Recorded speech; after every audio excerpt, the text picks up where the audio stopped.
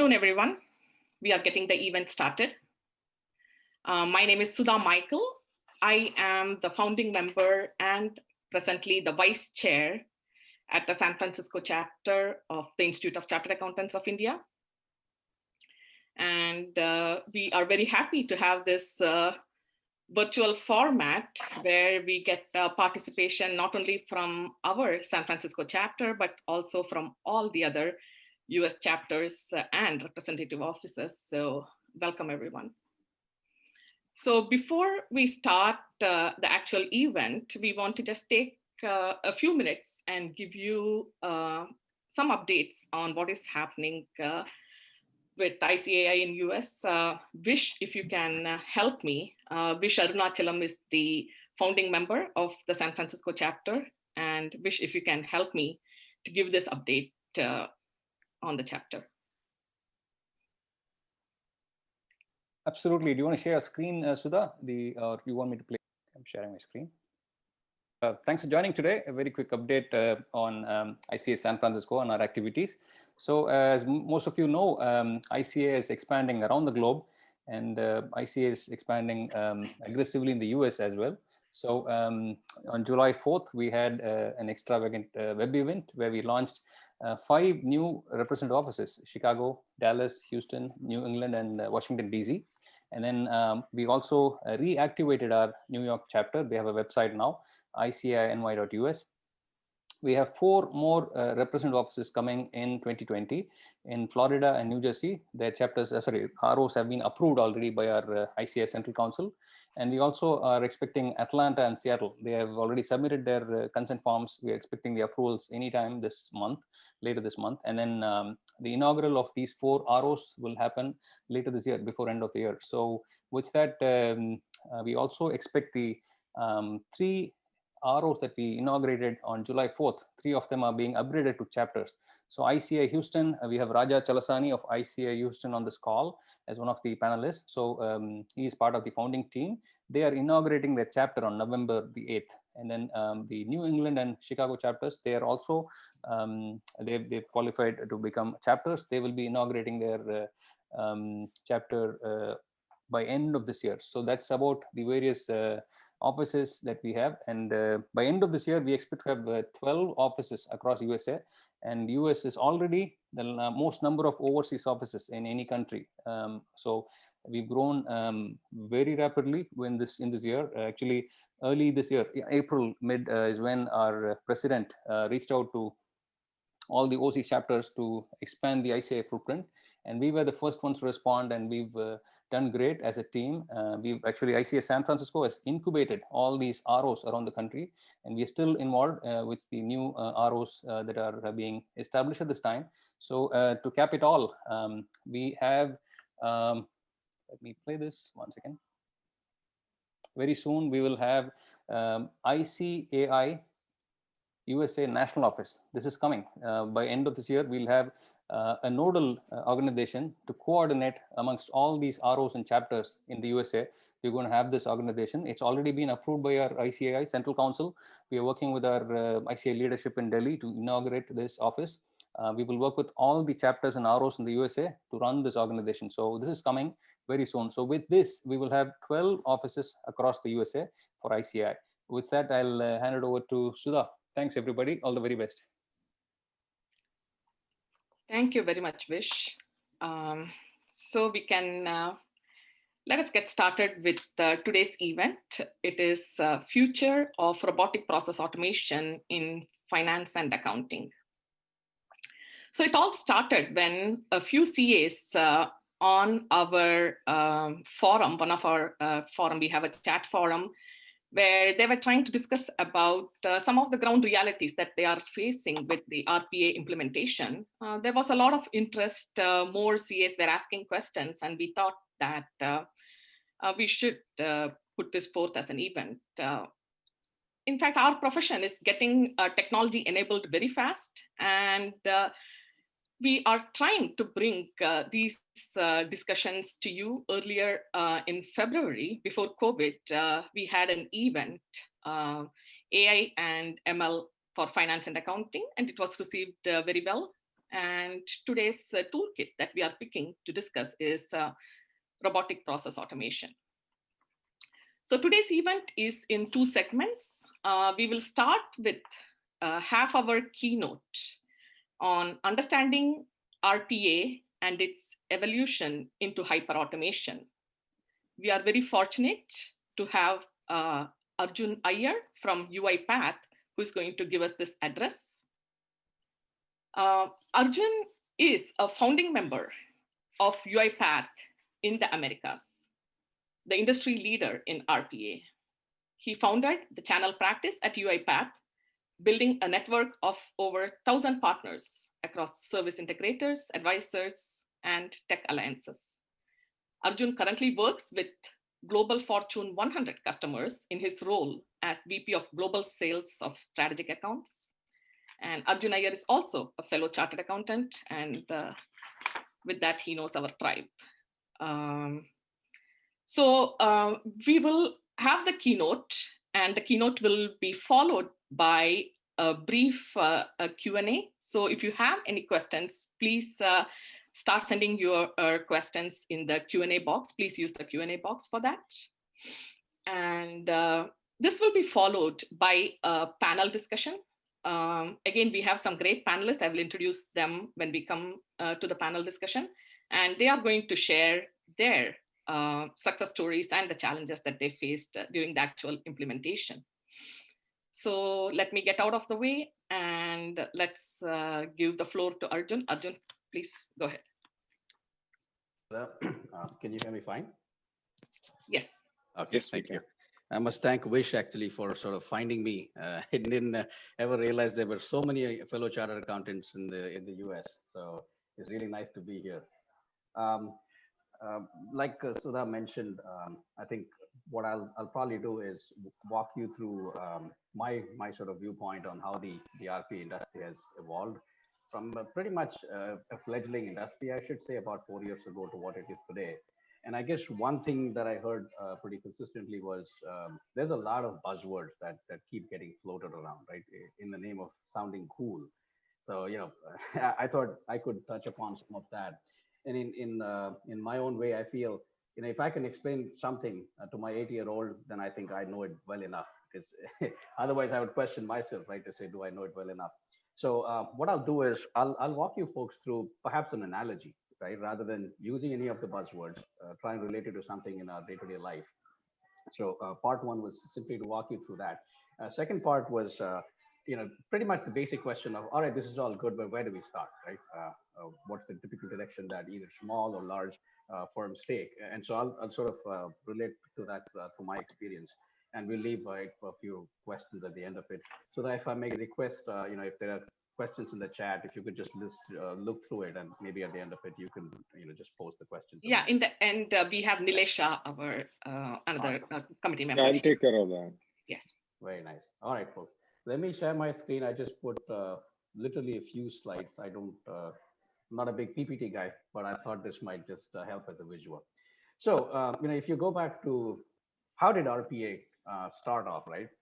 Essentially, and in fact, if I may ask, how many of you have a Roomba, you know, the robot vacuum cleaner? How many of you have that at home? You can put up a virtual hand if you want.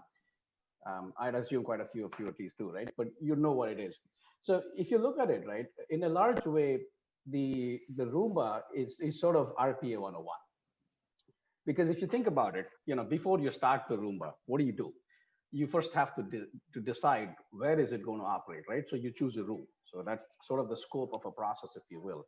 And before you turn on the Roomba, you have to basically clear the floor. You can't, you know, leave stuff, either your toys or your whatever, jewelry or what have you. You basically have to get them out of the floor, because if not, two things can happen. One, the robot may suck it up, so you lose that, or it may just break the robot because it's not supposed to handle that, right? So to transpose that thinking into a process, you have to look through the exceptions, because a robot at that early stage was simply mimicking human user. It did whatever you told it to do. So unless you can get it to a stage where you can codify every single step of the process, it is naturally going to put up its hand to say, hey, I don't know what to do here because you didn't program me to do it. So what happened was naturally everybody gravitated towards, for example, finance and accounting, because thanks to outsourcing before that, many of the F&A processes had been standardized, right? Because you couldn't ship it offshore otherwise. So, at least you had a clear definition of what I'm supposed to do.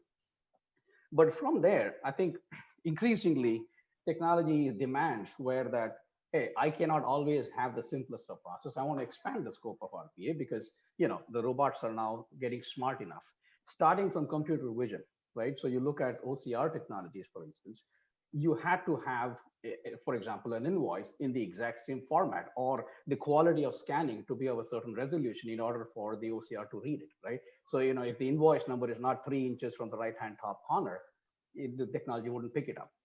From there, things have evolved into basically, let's say, free form. So Flexi Capture, for example, is a product from Abby that has evolved OCR into being very rigid to being much more flexible. Anything on the screen now is accessible. And so, it started increasing the capacity. Then on, what happened was, the next sort of stage was cognitive RPA, right? So think about cognitive RPA as, in the same Roomba analogy. The Roomba is able to distinguish between a carpeted floor and a wooden floor, or at least it knows where a step is coming up, right? So it wouldn't fall off or something.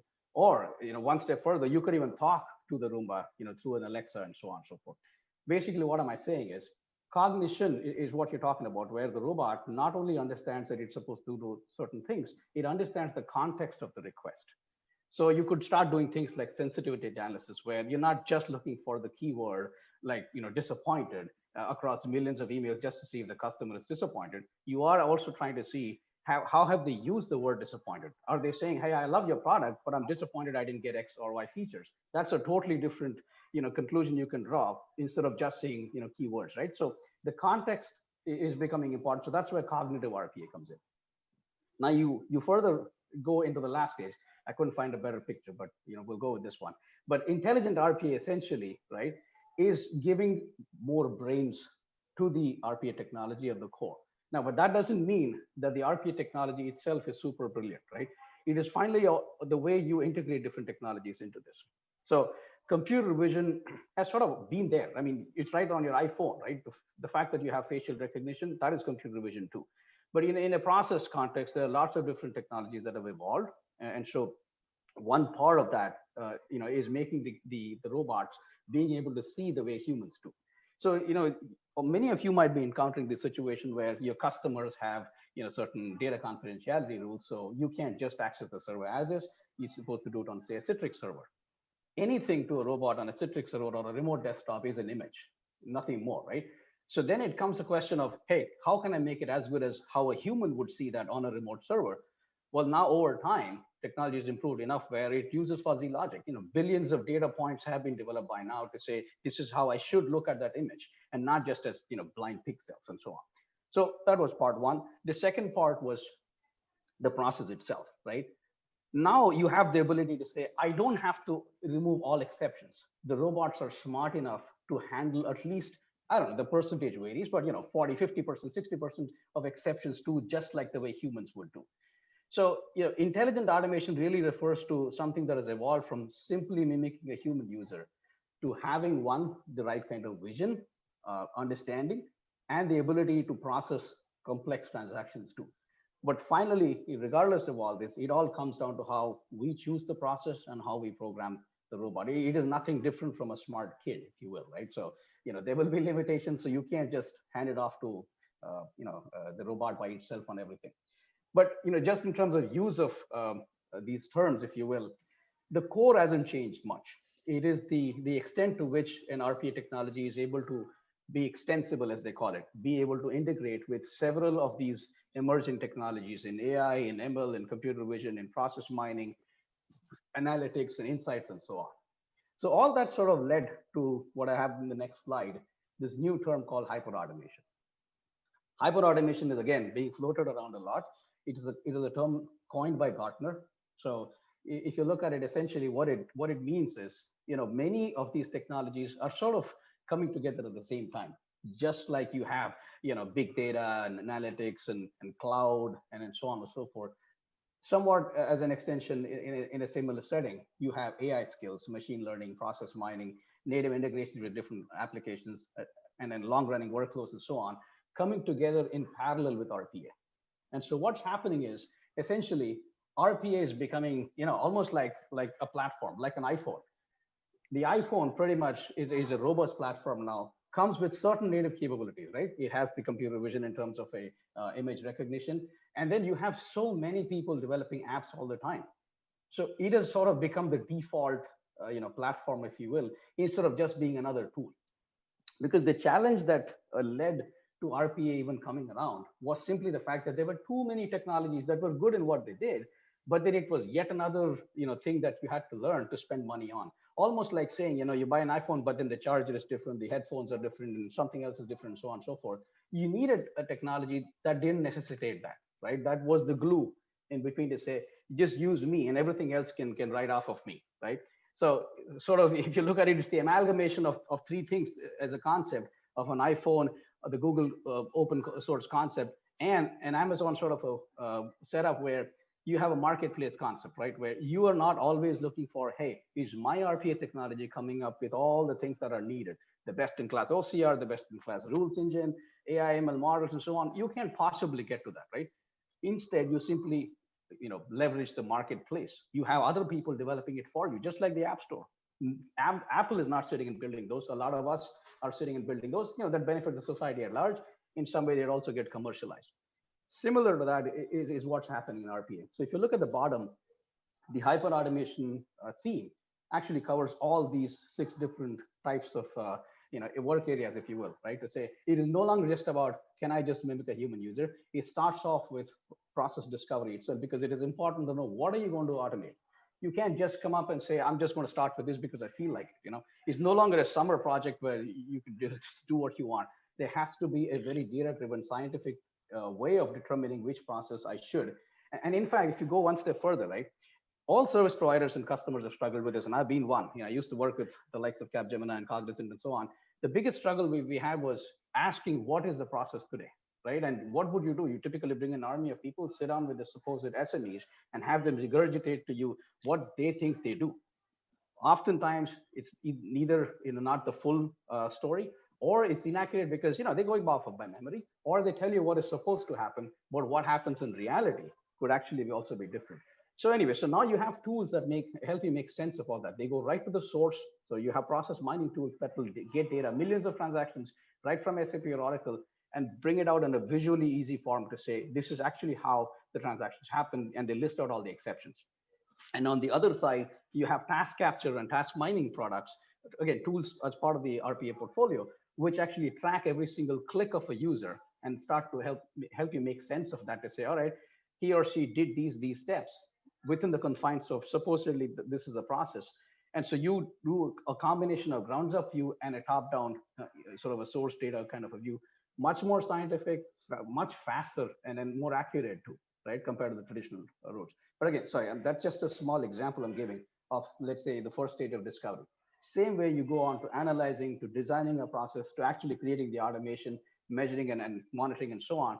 Hyperautomation basically refers to RPA tools being able to do all these steps and not just doing what they're told, sort of a thing. All right, so that's as far as the concept, and I can explain that further if there are specific questions around that. Lastly, the question around, all right, this is all great, where do I start, right? I'll probably leave you with a view because there is no one answer to this. I personally feel it goes back to the company. It goes back to your team, it goes back to your leadership, because every leadership of a company views it differently, and then they have their own set of service providers too who may have a view to how the company functions, and obviously your competition too, right? But in a nutshell, what is common across all this is this. You have on the left side 3 types of automations that you could look at. One is, at the most idealistic stage, digitizing the whole company, right? So that can go across different departments and so on. One below that is process level automation, right? So we call simply that as process automation. And lastly, individual level task automation. So automation is not necessarily restricted just to way, traditionally it used to be looked at. Say, get a COE, let them go through a whole process, and maybe come out with a few automations in the span of 6 months to a year. Now, at least if you're not, your competition is, right? To say, the view has changed in that now it is being done across all these three levers. It has to be at a task level, it has to be at a process level, and eventually at a company level. But now, if you look at the sort of the 80-20 rule in a way, people have not necessarily looked at it this way, right? But it's just been the traditional direction. But if you let a COE only alone do the automation, you're probably just about touching 5% of the automation potential. Granted, it's the right way to do it. You can't have maverick bot building and automation development all over the place. It has to conform to certain codes, data confidentiality, and so on. But once you've sort of broken through that, once you have your leadership blessing this as a whole organization-wide change to say, this is how in future I'm going to work, could be a 3-year plan and so on. But once you can get out of that COE-led mode, you have to look at, for example, leveraging service integrators to help you expand beyond that. To say, what else can I do on a larger scale? Because no company can credibly say this, that they have all of a sudden best-in-class RPA developers, and not one or two, hundreds of them. You need that if you want to really reach your scale and so on. So look to other service integrators that have spent enough time in the industry developing and honing their skills, and then constantly upgrading them too. Lastly, don't forget your people. That is your biggest base. I mean, a company like Walmart, for example, they have 2.7 million employees. Now, just think of that, right? And at least about 200,000 of them would be sitting in homes and working like all of us, white collar jobs. Just think of the potential for improving even 5% productivity across a base of 200,000 people. If you can get this lot, either pre-built automations, right, where click of a button, there's a tray which simply just automates processes that the company has seen that every employee has to go through this several times. I mean, as simple as, like a Zoom call like this, invariably, if you go back and find, you'll probably click on it at least 5 to 6 times to get to this actual meeting. A simple contraption like that, you can build a bot just for that to say one click and it immediately gets you into that mode.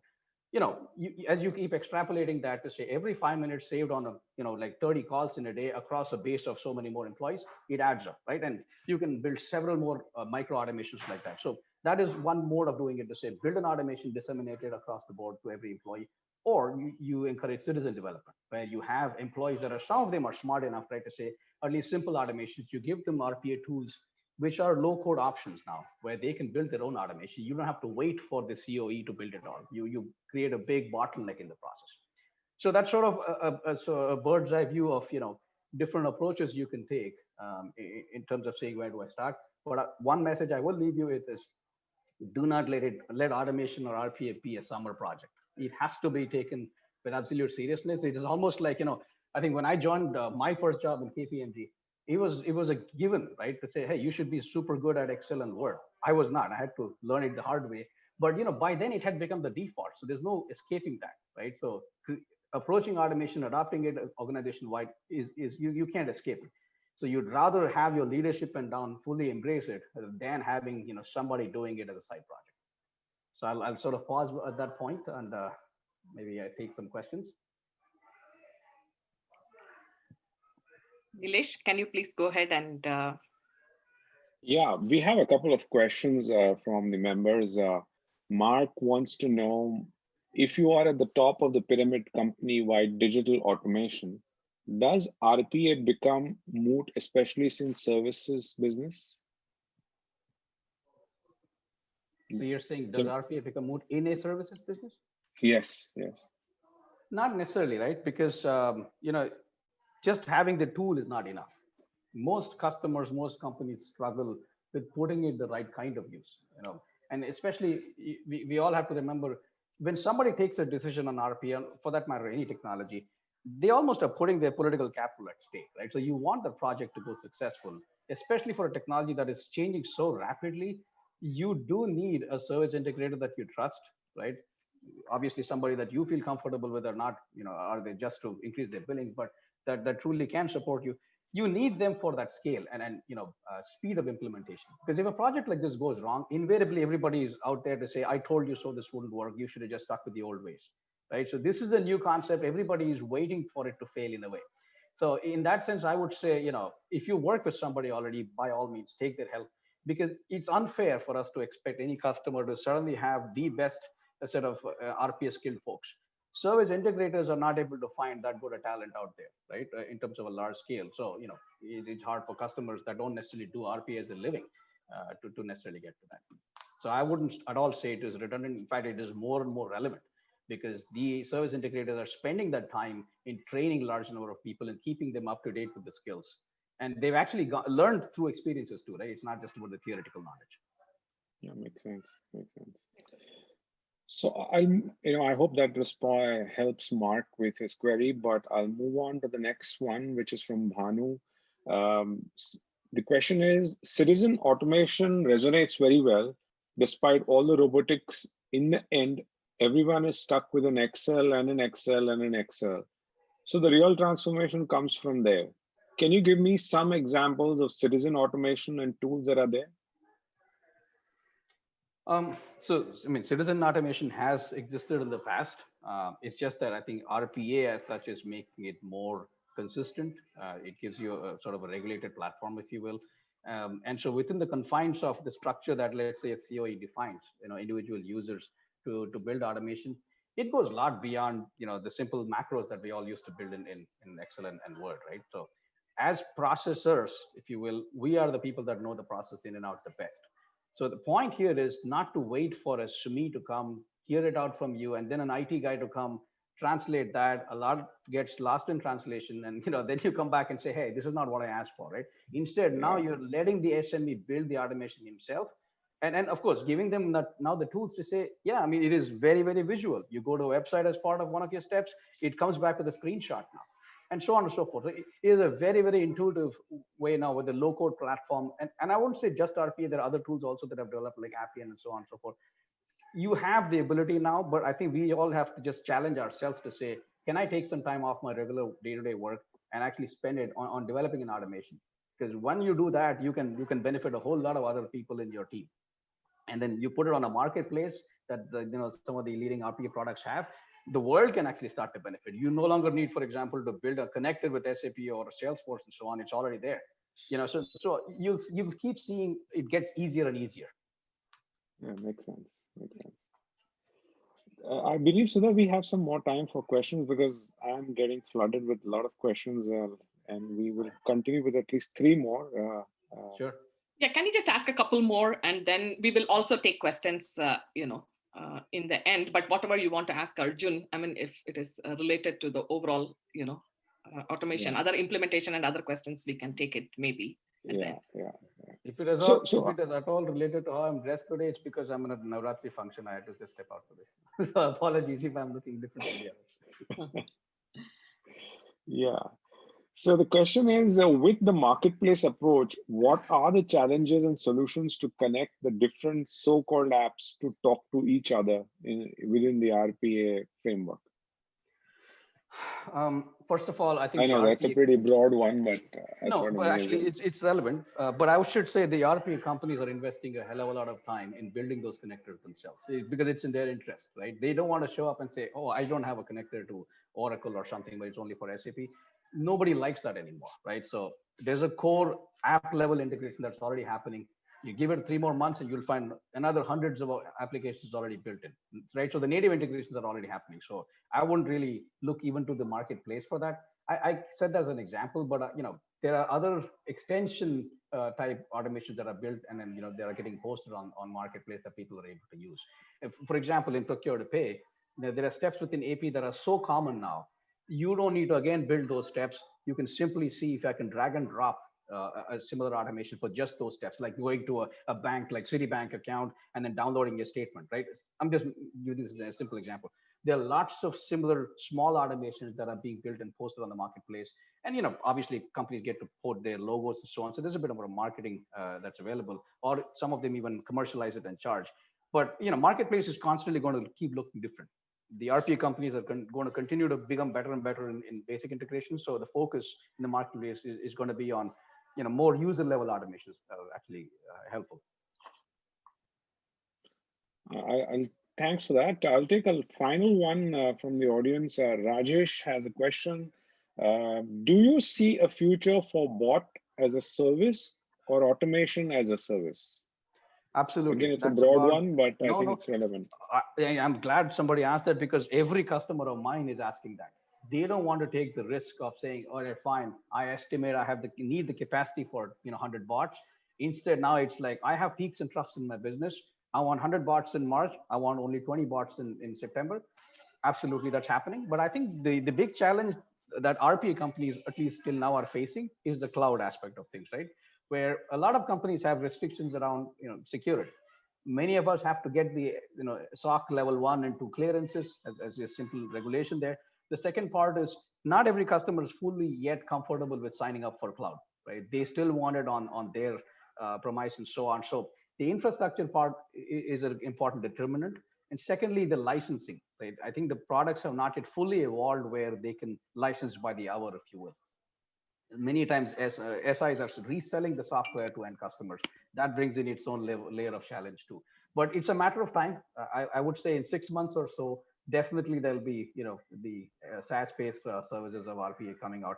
There are some service providers that are doing this on a small scale, especially when they have smaller customers.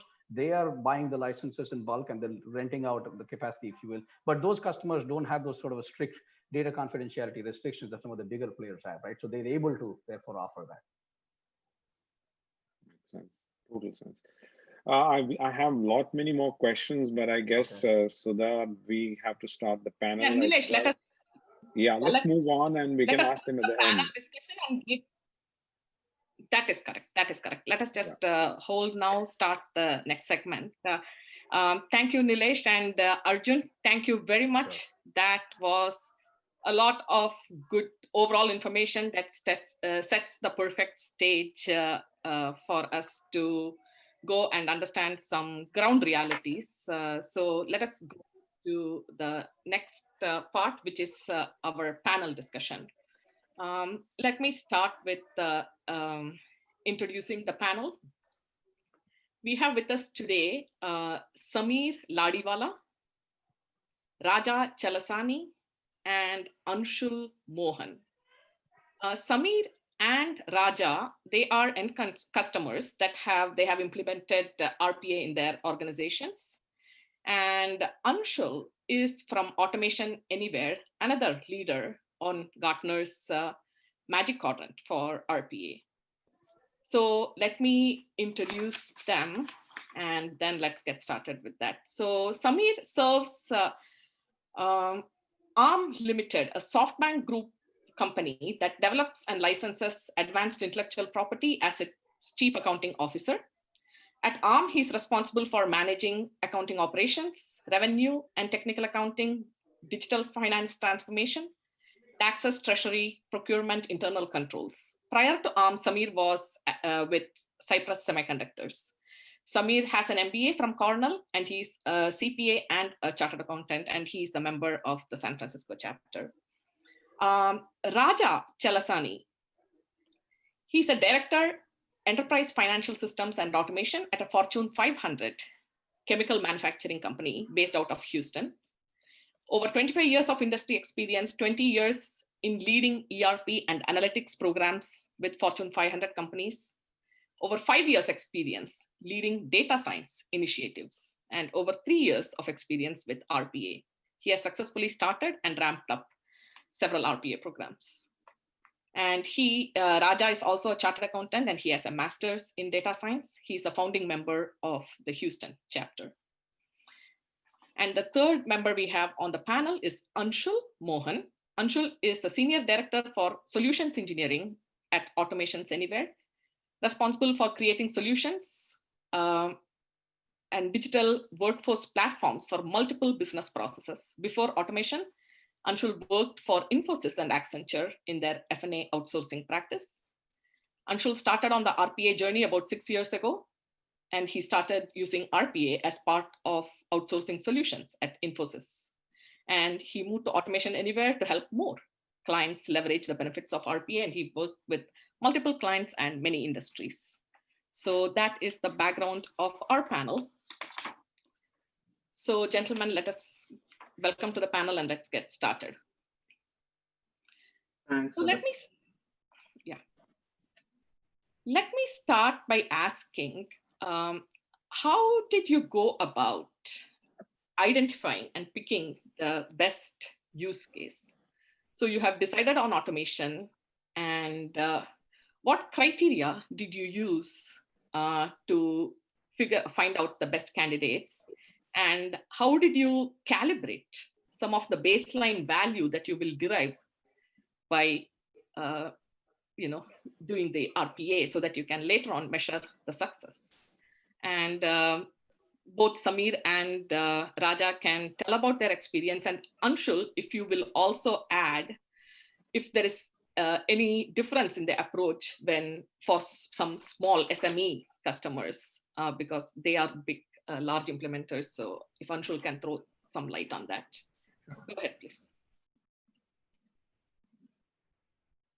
Samir or Raja, you can get started. Sure, I can maybe share my experience. Would love to hear from both Raja and Anshul as well.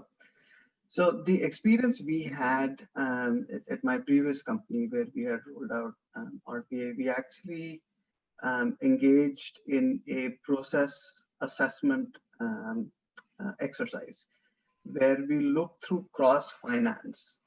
This was a finance-led initiative. Even though RPA is somewhat agnostic to which function you apply it to, generally speaking with peers, it seems like RPA is first adopted by finance, typically speaking. So that's where we started. And we looked at almost 65 different processes in the broad finance organization. This is not just accounting, also FP&A and taxes and treasury and payroll, so on and so forth. And we looked at a variety of criteria, which we called as factors that help identify automatability of, if that is a word, of a process. What was the volume throughput involved in a process, estimated number of FTEs involved. We had a risk rating framework, meaning is it more rules-based or judgments-based? How many times a process stops or starts? So on and so forth. So I think each process has its own sort of unique challenges. And depending on whether you're working with a system integrator or yourself, I would suggest that you start off with a fundamental framework that can help objectively assess each process on 5 or 6 or 3 or 4 different metrics that are most important to you. At the company that I was implementing this initiative or RPA, for us, cost was much less a concern as scalability was, right? So in my example, number of FTEs involved in that process was given less weight as perhaps other factors. So I think if you think of how you go about doing it, that would be my recommendation. Yeah, thank you. Thanks a lot, Samir. And I'm glad you started first, because I would say that is a good top-down method of starting an initiative, an automation initiative. Let me, for those of you who were like me, I'm from the IT side in Westlake Chemicals, and who want to run an insurgent operation first, right? Because the whole your departments may say, what is RPA? They may be scared about RPA. They may not have a full notion of what this tool can do. Another angle to it, the other end of the spectrum could be, right?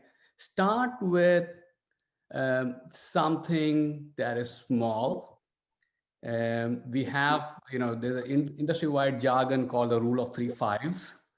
Less than 5 decisions, less than 5 applications, less than 500 clicks, right? So in other words, start with something small, look for a pain point, much cliched, low-hanging fruit. But I would say start with something and get started.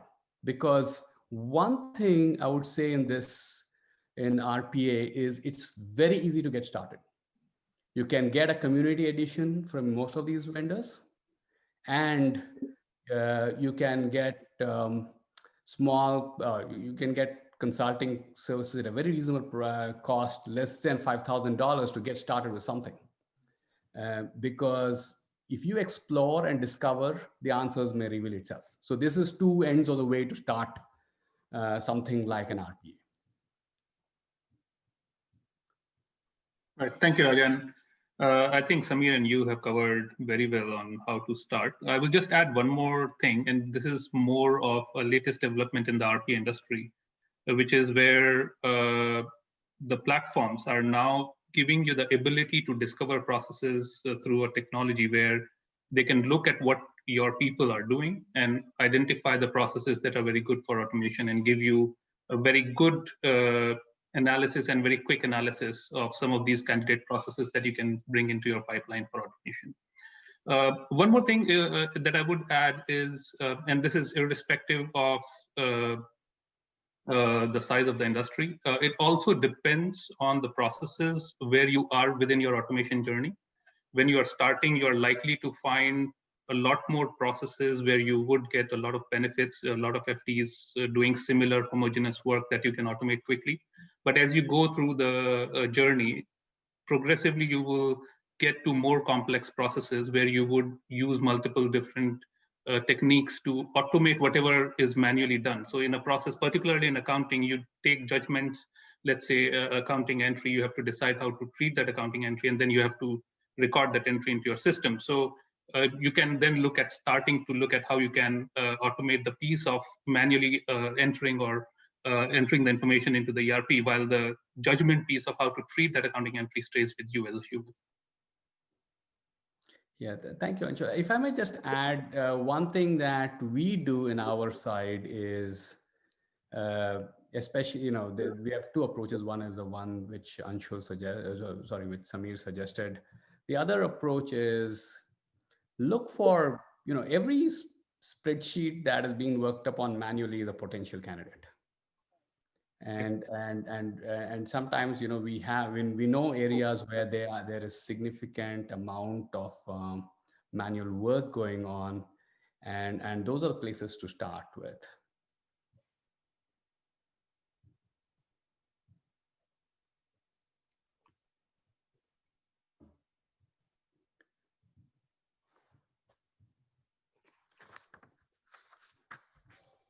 Thank you, gentlemen. We can move on. I don't know if there are any questions surrounding this, or we can move on to the next. Yeah, let us just do a few of the discussions that we have, and let us take the questions all together. So now we got an idea that there are different ways that you try to get to choose what you want to automate. Let us hear a little bit more about the implementation journey. What you faced, what were the unexpecteds, and what were the expecteds, and what were the unexpecteds that you faced during the implementation. And that was one of the early things that got this event started. So let us hear a little bit more about the implementation journey, please. Okay, I can take this Samir? one. If you probably to not put Samir on the spot every time, let me take this one. The one thing I can say is it was surprisingly easy to get started. An average bot takes about 6 weeks to develop. The second thing I can say is that it can grow very fast. Once the momentum starts, it can grow very fast. We had a number of users. We did roadshows and a number of departments across the company, and we got a lot of requests. The one thing we did not fully anticipate is that you have to identify what is the right, in which case RPA is the right candidate for automation. Because RPA is not as robust as some of the other automation methods or integration methods like APIs and things like that.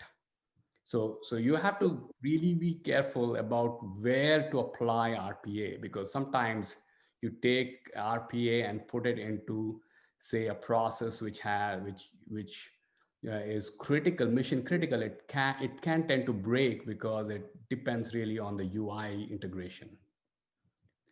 And the other part that you have to be careful about, especially as it gets big, is is they're very sensitive to things like upgrades and so on. You suddenly have a Windows upgrade, a patch that goes on like clockwork every 3 weeks, and then one fine day all your 40 bots are not working, right? So I think those are the words of caution I would have as we start. A couple of words of caution, but I would say overall the opportunity is much greater.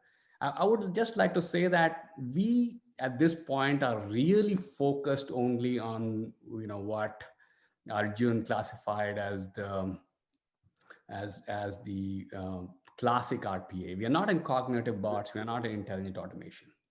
And I have, and being in this journey, I have my own reservations whether platforms like UiPath are really the place to go for cognitive automation. That is let's just say that is the discussion that needs to be had, and I don't think the argument is over.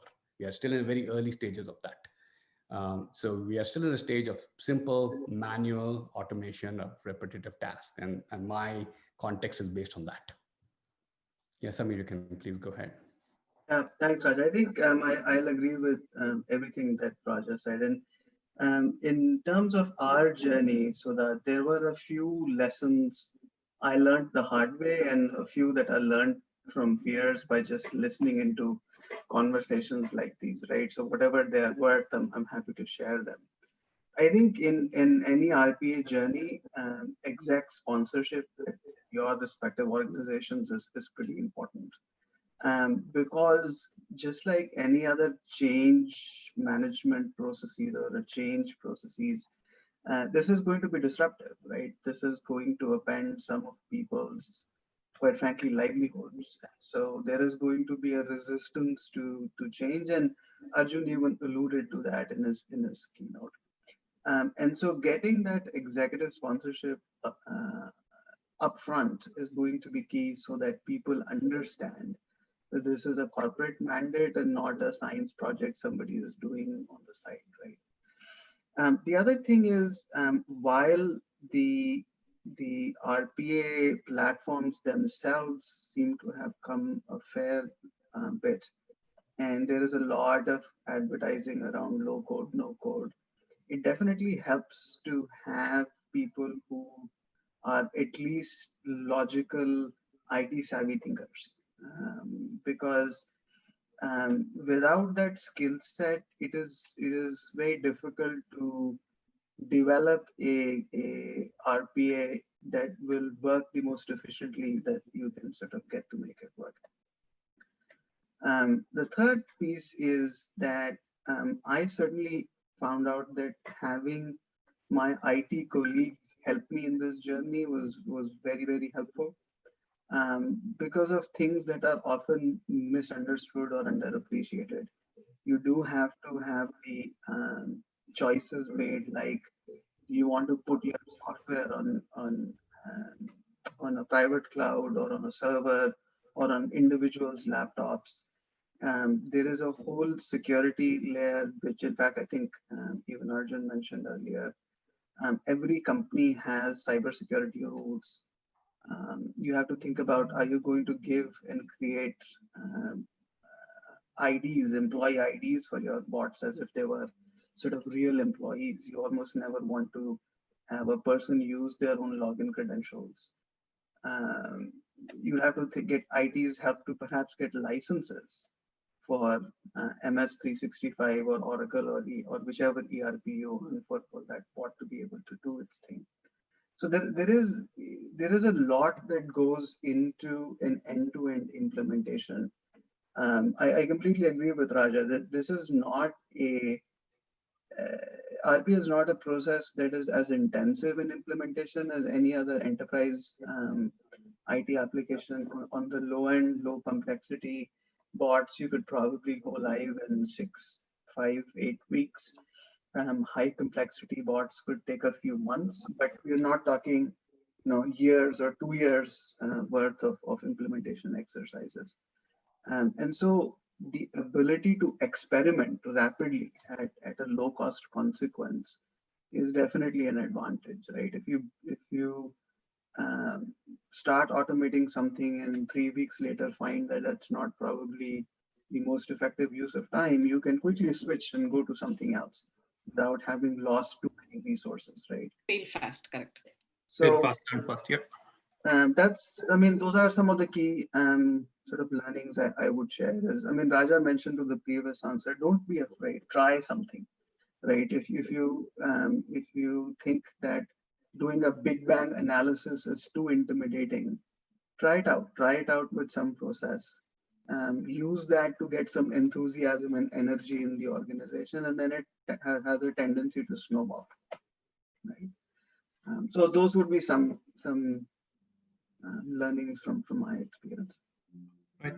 So Raja, thank you very much. And in my role, I actually have had an opportunity to work with multiple clients and see across different clients some successful implementations and some implementations that faced some challenges.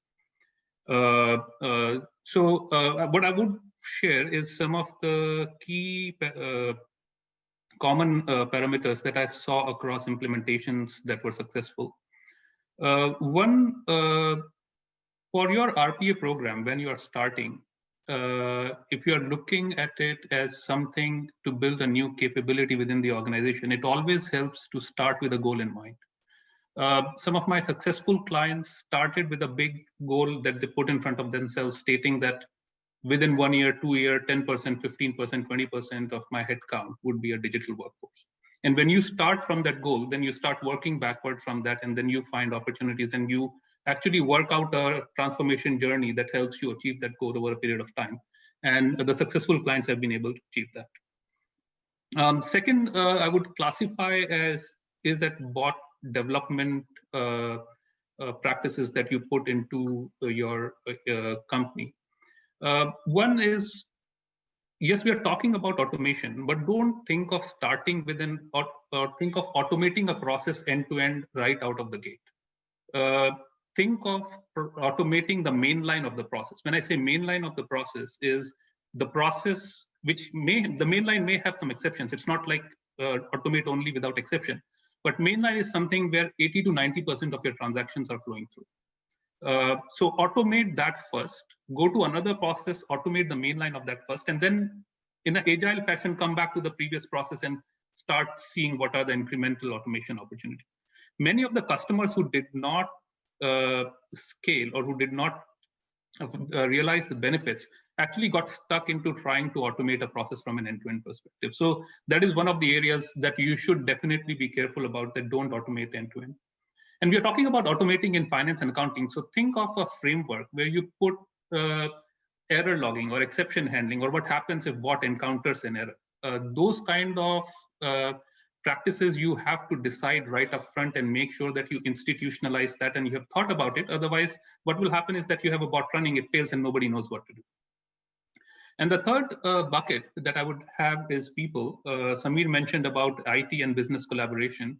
It's extremely important that you have a collaboration with IT to get an RPA program going. But it is also extremely important for business to own KPIs around automation. What I have seen is when business owns KPIs around automation, they create a bottoms-up acceptance of RPA initiative. When you implement RPA, it is not like your people will completely be eliminated. Your future will actually be a state where humans and bots are working together. And it has to be a collaboration of humans and bots. So the bots have to be part of your human team for you to succeed. And that is very important from a people perspective, that you build that acceptance of the bot grounds up. In fact, in automation anywhere, we have a lot of bots, and each of our bot has a name. And when we talk about, for example, we have a bot called Yoda, which does the 606 accounting for us. And when we talk about our bot, we said, Yoda has told me this is the result of what our revenue for this year or this quarter is going to be. So I think it is extremely important that people and bots see each other as co-workers and collaborate with each other, in addition to what Raja and Samir said. Raja, I would actually add one more thing to the point that you mentioned about the API capabilities. One of the things is happening is that the products in RPA space are maturing very quickly, and a lot of capabilities is being added pretty much on a monthly basis. So the ability of product that we have today, if I look at Automation Anywhere, it's like 10 times much more capable than what the product was 1 year ago. So the lesson over there is that keep up to date with what is happening or what capabilities your product is bringing to the market and see how you can utilize that to your benefits. Thank you, Anshul. I think you bring up a really good point. And I would just like to leave the, add one more thing, right? I come a little bit more from the IT side. And the question we have to ask ourselves is, do you want to build the automation or do you want to buy the automation? Yep. There are, for example, if you talk about AP invoice automation, there are really leading class products that come out of the box completely integrated, right? So this is the question we always have to ask ourselves: can we buy something or can we build something? And when we are building something, I would say defer to two places. One is it something really unique and strategic for your company? That is one end. The other one is, what are the gaps in your automation process which RPA can fill? RPA is an excellent last mile automation tool where you have 90%, 95% already automated, but there are those little pain points where somebody is doing something manually, and that this fills those gaps. And I can tell you something, in a company like ours, we are an old, we're very different from the companies that you are and the digital natives of the Silicon Valley. We are an old world industrial company. We pay 3 times the license on, I won't say 3, we pay almost 10 times the license fee doing a very simple process. And our bot runs 8 hours a day, just doing 6 clicks. It picks up something, goes into SAP, attaches it. So, what I'm trying to say is that, I'm trying to give a different dimension to what Samir and Anshul are doing. That what they're saying is a textbook approach. You really want a sponsorship. You really want to think through that. You really want to have goals. But some of you out here may say, hey, where do I start? How do I, boil the ocean in terms of getting the whole company aligned to what I want to do? But to you, I say, there can be processes that are just time consuming. And once you prove the value, whether it is in terms of real productivity, whether it's in terms of scalability, you may turn people's eyes. That's another way to look at it. And just to add to the context that Anshul and Samir are saying. Very interesting, very interesting. So again, different approaches, and I'm sure that big companies can approach it, in a holistic way. But the smaller people, a few of our smaller, member from the member base, they were trying to see with a low budget, what can you do? So this ability to be able to go and try some of these things with a different approach definitely will work for them. So finally, because our member base is all chartered accountants, we always want to get this understanding. I will ask this last question, and then we can take, we'll have some time to take questions from the audience. I want to ask this question, that for us, for our member base, we are all, working accounting, finance, or does RPA pose any specific opportunities? Is there any threats? Is there any areas where we can, you will just advise that you can upskill and you can, work there. So for our member base, what does RPA really, bring? Can you just throw some light on that?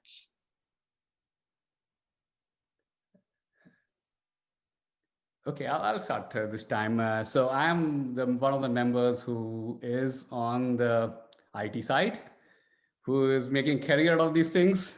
So I can say one thing is, yes, if your goal is to be on digitization as a whole, then there's incredible opportunities. If you are looking for a career uh, specific to RPA, I think there's an incredible opportunity because the companies are just growing so fast. Now, if what I can say also is the core 90% or 98% of the work that is being done in terms of developing RPA bots is fairly monotonous. And that can be outsourced at a very low price. Almost all of our work is outsourced today. We are embarking on the citizen development, but almost all of our work is automated, is outsourced. So there are different layers to this. If you want to be a digital leader, incredible opportunities. If you want to be an architect for automation, incredible opportunities. If it's just RPA per se, it is a fairly monotonous low skill. That is where I see it. That's from my vantage point, Sudha, I think RPA is a tool, right? Just as anything else. And with any new technology, it sort of brings an opportunity. And this one is an interesting one because finance profession has an opportunity to lead this effort for their own companies, just because that's where traditionally people have found use cases to apply RPA, and then you can help sort of democratize this across your organization or cross-functional basis, right? So I would very much encourage my colleagues in the profession to get educated about what is RPA, what can it do, where it works well, where it doesn't work well, and use this as an opportunity to elevate the profile of the finance organization in general, in your role in the company in general. A lot of the CFOs these days are getting tasked with digital transformation initiatives within their organization. This is RPA can be one of the legs of the stool of the various technologies that can be adopted. So I think this is it's a great opportunity for finance community to learn the value that automation brings to the table. The other point I'll make is don't think of RPA as a threat, because what RPA does is it helps expedite and take away perhaps more task-oriented, more transaction-oriented responsibilities, which actually frees up time for you to go do more analytical things, more cognitive things, more judgment-oriented processes, right? What RPA does not do is fix a crappy process, right? I mean, if you're trying to automate a crappy process, you just get to a crappy answer faster. So the one thing that our members can also do is help the companies focus on process improvements and use RPA to enable that process improvements, right? I personally found that by looking at and re-looking at our processes fundamentally at the downstream level, we saved a lot of time and eliminated wasted hours for our company by just fixing how we were doing things, not even automating them. And then when we automated those processes through an RPA tool or through a cognitive machine reading tool or a data visualization tool like a Tableau, it made a lot of difference, right? So I think I view this as an opportunity. I'm answering more from the automation journey for a company, much less so from an RPA perspective, where I think the finance team can, or a finance professional has a very unique opportunity to lead this for a company-wide initiative. There are very rare cases where, an initiative starts with finance and then sort of becomes an enterprise-wide initiative. This is one area which I think finance can really sort of lead in the forefront. And so think of this as a process where you identify opportunities, work with cross-functional business partners, influence them, but also help eliminate just process space, right? First, fundamentally rethink what you're doing, and then sort of automating it. Right. I think Samir and Raja, you have covered pretty much everything in what you have said. I will just give you a couple of examples of how I have seen what you said in action. So I mentioned at Automation Anywhere, we use RPA for 606 accounting. And what that has allowed is, what it does is it takes our bookings data, our invoice data, passes it through a 606 engine that we have written. And then it creates a revenue waterfall exception and GL entries. And what it means is that our accountants have to look only at the exceptions and understand why certain entries are not passing through our 606 engine and what needs to be adjusted, rather than having to look at every entry and create a waterfall and then create the general ledger entries. The other part of it is many of our partners are accounting firms, the Deloittes, the EYs, and a lot of smaller accounting firms. Increasingly, what we are seeing is that as they are going to do audits in their companies that they are responsible to audit for, they are going with people plus bots. So they are no longer going to a company and saying, I want your invoices that fulfill this criteria.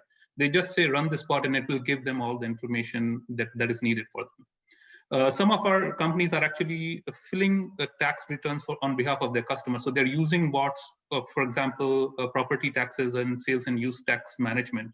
A lot of that information is actually now collected by bots. The returns are created by bots and then handed it over to a human for a final review before they're filed it. Now, what that has done is it has allowed the accounting team, or even in FP&A, a lot of reports are now generated by bots, which were earlier done by FP&A team. What this has done is it has allowed our accounting teams to focus more on the analytics, more on the business partnership, rather than just trying to tie in all the numbers together and not have time to have that discussion. So our finance team today is, for me, when I was in sales, it was together with me in the sales opportunities, looking at various parameters of profitability and pricing, and advising me on how I can structure a deal, rather than not being able to have that conversation. And it actually led to a lot of post-sales back and forth, where finance used to say, you could not have done that, and why did you do that? Now they are more at forefront with me when I'm making the sale, because they are now freed from doing a lot of these back-end activities which bots are doing for them. All that is very, very encouraging. It gets you, once you embrace it, it gets you to do higher level, more, analytical. And we have always wanted that, in our career mentorship, we always say that we should more start thinking about the business and not get buried into the numbers. Looks like this allows you, from doing the just the number thing to maybe analyze a little bit more. And what Samir said is also very encouraging, is that, if a finance organization leads the automation, again, RPA is just a toolkit. If they're able to, lead that and become the flywheel for the rest of the organization to start embracing, that is a great thing for, So again, this is just an event. It just throws some light. People definitely. I want to add one thing which was not touched upon, right? Go ahead. I think this will be a very good tool for the, for those of you who are in the accounting and finance community, right? The most essential form, RPA, is a macro on steroids. So if you want to be more personally productive, this is something that is, maybe useful to learn. Mm-hmm. Mm-hmm. Wonderful. So let us try to see what questions we have from the audience. So Nilesh, if you can just sure. see if there are some interesting questions that the audience want to ask our panelists. Thank you, Sudha, and thanks to all the panel members for a very exciting discussion. I will begin with some of the most interesting questions that we've got till date. Rajesh has an interesting question. Are there any examples of using RPA for monitoring accounting compliance and helping companies save from audit risks? One of you can pick this and respond. Yeah, I can respond to that. There definitely is, right? Internal controls, compliance, SOX. That's one of the low-hanging fruit, quite frankly, for RPA implementations. I'll give an example. The company that I was at, we had hundreds of millions of dollars of revenue reserves related to sales that we were making through distributors. And we came up with we would do internal checks, 15, 16 different sort of checks and balances that my revenue compliance team would run on, some were on a weekly basis, some on a monthly and a quarterly basis, where they would get information downstream from the disties, reconcile that information back to our own books and records. And I'd say about 80% of the effort was gathering that data, organizing it in a usable fashion, and then flagging what could be potential exceptions, right? Anshul also sort of alluded to a very similar use case. So you can definitely build bots to help you collate data, compile data, do basic logic tests on it, and flag exceptions, so that now you're spending more time on investigating and understanding those exceptions, rather than spending time first finding out what the exceptions are. So certainly, I think that is a well-proven use case for RPA. Yeah. Thanks, Samir. Anything else anybody would add? Like to add? Yeah, Raja. Yeah, I can add. We actually use RPA for our SOX control testing, and especially things like journal controls. RPA helps in two ways. One is, or three ways. One is, of course, take away the manual tasks. The second is it gives you the ability to increase the coverage, right? What would be a sample testing now becomes a full testing.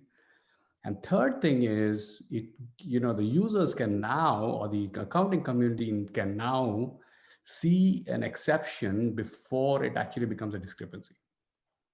Right, so you are bringing that the exceptions to light before it goes to auditors. So there are three big advantages of actually getting RPA in your compliance functions. But what I will say is that you'll have to see how much effort it is to build these. I would say the tests for these controls.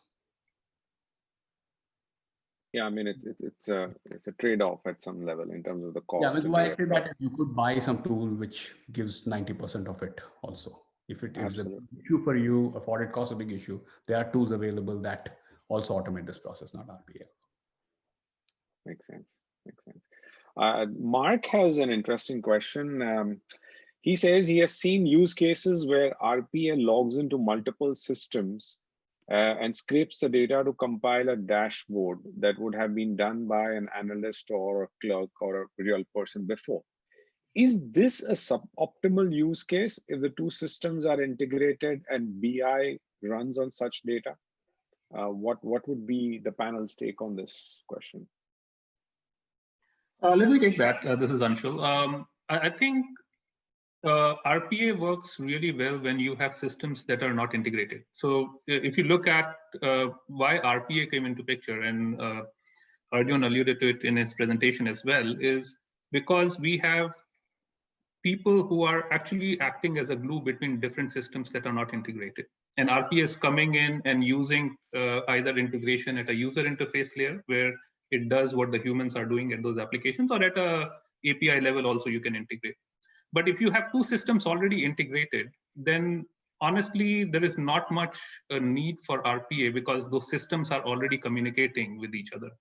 Now, what I have seen is that many a time systems are connected, but not for all the business flows and all the business processes. So you may have SAP and your Salesforce as a CRM connected loosely, but not completely. And in those cases where humans are, maybe they may be taking the invoice information and adding it to an opportunity information in Salesforce manually, that's where RPA can come in. But if both of them are connected through API, then honestly, not much. Yeah, totally. And Arjun is absolutely right there. The other question is, there is really no poor case or a good case for RPA, right? I think Raja mentioned this. What's your pain point? If creating that dashboard manually for you is a pain point, you can at least get to a quick win through a RPA tool, which otherwise, think about creating system integrations and then putting a BI tool on top of it. Takes time and certainly takes money and effort. So it depends upon how big of a pain point it is. It boils certainly back to cost benefit analysis. Is how big of a pain point it is. Do you want a quick fix or a permanent fix? It is relative. I don't think it's a bad use case. It's certainly not the best use case either. But it depends upon the intensity of the problem. Yeah, thank you, Anshul. I mean, I think you covered really 99% or even 100%. I'll just say I'm coming from IT background, so I'll give you the classic as both of Anshul and Samir mentioned, it depends, but I'll give you a framework to think about it. I think one question you have to ask yourself is, what is the volume of data passing through this? If the volume is a large amount, then RPA is not really an ideal candidate. Second question you have to ask is, how fast do you want it? If RPA, you can do something like that probably in 3 weeks, whereas you want to build integration across the systems, it may take months. The third question you have to ask yourself is, are you really clear about the requirements? Are you sure which fields from which system do you need to build your dashboard? In that case, you can start off an RPA and get clarity, right? I would say ask these 3 questions and then you may come to the answer. Yeah, that's brilliantly put. Very good. Yeah, true.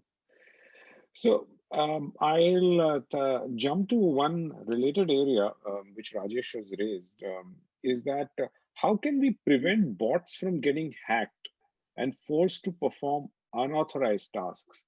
And has anybody on the panel done something to assure customers to eliminate fear about hacking and overall security features? So this is open to all the panelists and whoever wants to take this. Okay, I can start. First of all, our bots and UiPath in our case is completely within a firewall. So there is no risks in that regard. Secondly, we give the bots the same authorization and same segregation of duty roles that we would give to a human. Okay. And the roles are maintained in the same criteria that a human is maintained. So I think as a general rule, I would say get your internal audit team involved as soon as possible. Get your IT GC, checks verified as soon as possible when you start this something with an RPA program. Yeah, and one of the other things that I would add to what Raja has said is you have 2 types of bots: attended bots and unattended bots. Typically, most of your back office processes you would run as an unattended bot, which is where a human is not interacting with the bot as it runs. And these bots are typically triggered off by a schedule or some kind of an input showing. And for example, if you have an AP bot, it will show up. It will start when an invoice shows into a folder or a FTP folder or an email. And then they are pretty much run independently without a human intervening in it. So there is a security where a human cannot interfere with the bot as it is running.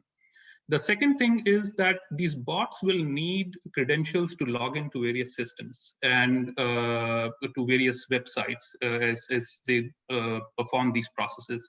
So rather than hard coding these credentials into the bot, use a credential system within your company. You can use your existing credential systems, or the RPA product may have a credential system, but always use credentials for doing that.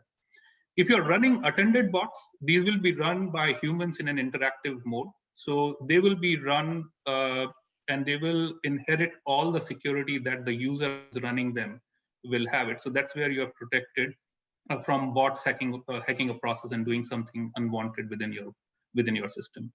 The last point I would mention is that the bots come with a very strong audit trail. So you have complete visibility into which bot was run, when it was run, what actions it took, or what was the result of that bot run. So all of that is available to you as well from a security and an audit perspective that you can look at if you see or if you're investigating any issue.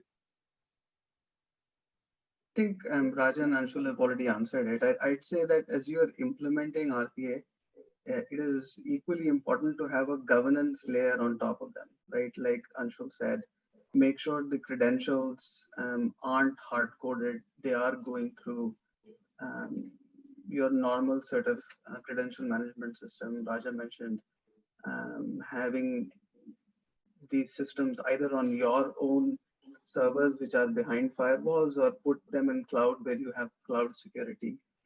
But also have somebody actually looking at the logs. What we realized very quickly was there's a wealth of data being generated around audit trails, but that log is useful if somebody's actually looking at it. So have, as part of your governance controls, have somebody actually looking at those logs to make sure that the bots aren't doing or aren't getting compromised and they're doing something that you weren't expecting to.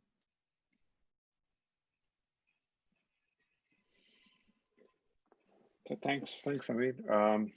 One question I had is that, for the panel, is that in terms of startup activity in this space, have you guys seen any very interesting startups which are focused acutely on the RPA space? And have you seen anything which you thought was truly extraordinary? And to the extent you can share with the audience, it will be great. Yeah, I mean, I ran across, there are a lot of startups, UiPath and Automation Anywhere were startups at one point and matured over a number of years. I'm not advocating for any particular vendor. There is a vendor in Singapore that we came across that had RPA as an offering, but they had a very interesting cognitive machine reader, where unlike an OCR, you didn't have to set up a template to figure out, 4 inches from the top and 1 inch from the right, read 4 characters, and that's the name of the vendor. But it had the ability to cognitively using algorithms that they had developed to identify and read an entire page and pull out characters in the context that they were written. So they actually started as a company that read invoices, because you can imagine, right, there is no vendor invoice that looks the same. And so to run RP on reading a vendor invoice is very difficult. So they had actually solved that problem. And we implemented that particular company's tool and got to almost 84-85% accuracy. They also were using the tool to actually read contracts. And this is when the lease standard had just come out. They helped us read an entire lease contract and summarize key lease terms with surprisingly high accuracy. So there is definitely some cool companies out there that are doing interesting things. I won't say the name of the company because, again, I'm not here to to sponsor anyone, but definitely interesting things going on. I'll connect with you offline. So you're getting emails.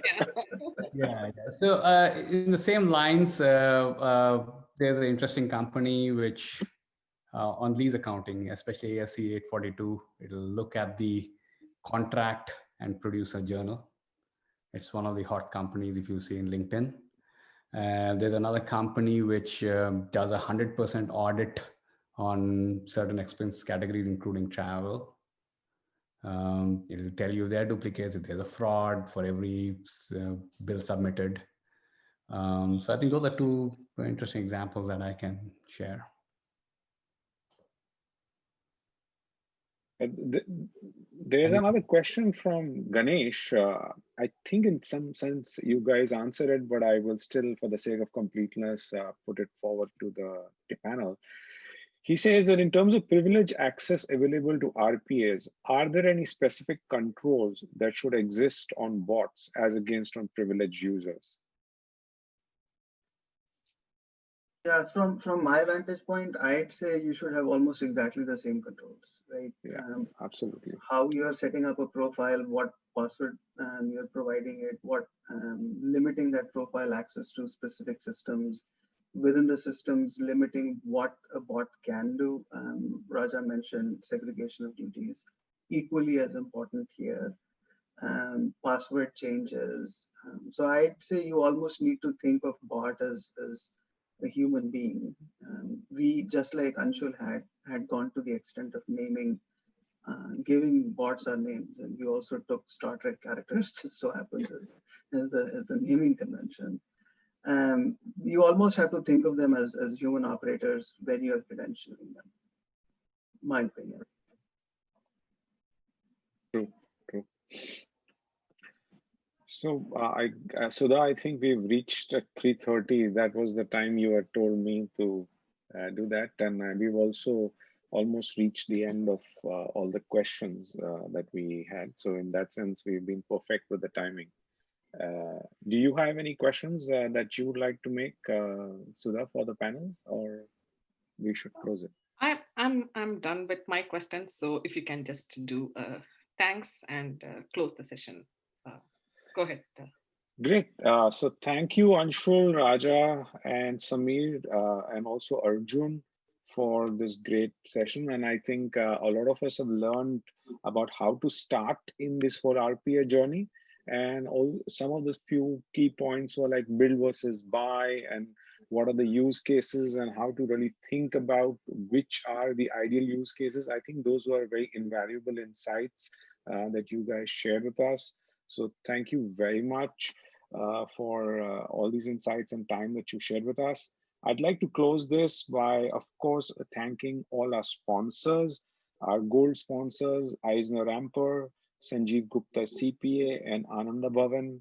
I'd also like to thank our silver sponsors, Chug CPA, the attorney in the CPA firm, our bronze sponsors, Bhartiya & Company, AppProp, Right Comply, Harshwal & Company, and All Right Co. They've been very supportive of the chapter and its activities over the years, and this would not be possible without their continued support. I would also like to thank the rest of the ICAI San Francisco team for making this happen. And I would be, it would be wrong if I did not congratulate all the new chapters that have come up across all over the United States. Some of you have also, some of the chapter members have joined in and have participated in this seminar. So congratulations to each one of you and welcome. So with this, I'd like to end from my side. Thank you very much to all of you. Thank you. Thank you. Thank you for the opportunity.